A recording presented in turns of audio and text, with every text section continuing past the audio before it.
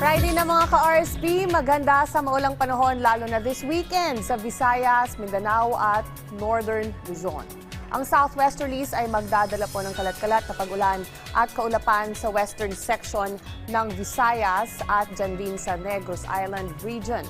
Zamboanga Peninsula, Soc-Sargen, Barm, Lanao del Norte at Palawan. Alerto po sa posibleng pagbaha at pagguho ng lupa.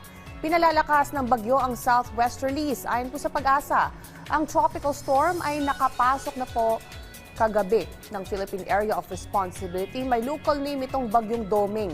Nagdadala ang trough o buntot ng Bagyong Doming ng kaulapan at kalat-kalat na pag-ulan sa silangang Visayas at Caraga Region sa Mindanao.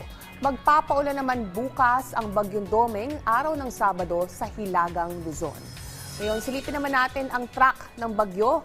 Nakikitang lilihis ang bagyo papalayo ng bansa. Pero ayon po sa Pag-asa, magpapaulan ito sa Northern Luzon bukas at lalabas naman ng PAR sa araw ng Lunes.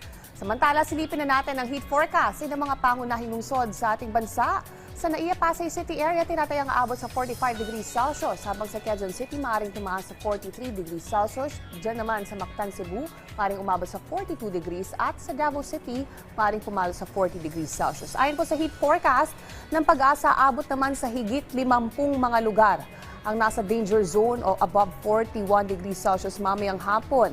Pinakamataas ay tinatayang papalo sa 47 degrees Celsius ang heat index sa Sangli Point sa Cavite. Samantala, tinatayang nasa 44 to 46 degrees Celsius naman ang forecast sa mga sumusunod na lugar.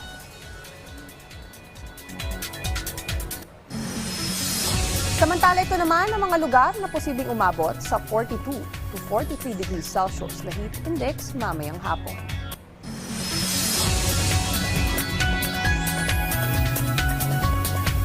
Paalala po muli, para maiwasan ang heat stroke o heat exhaustion, magbaon po tayo ng panangga sa araw kung maaari iwasan ang matagal na exposure sa direktang init, lalo na sa tanghali at sa hapon.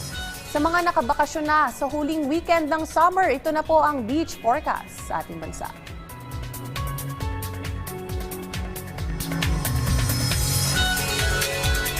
Ayon sa Pag-asa, tinatayang magsisimula na ang tag-ulan o onset ng rainy season within this week o sa unang linggo ng Hunyo o next week. Keep safe at stay hydrated, mga ka-RSP.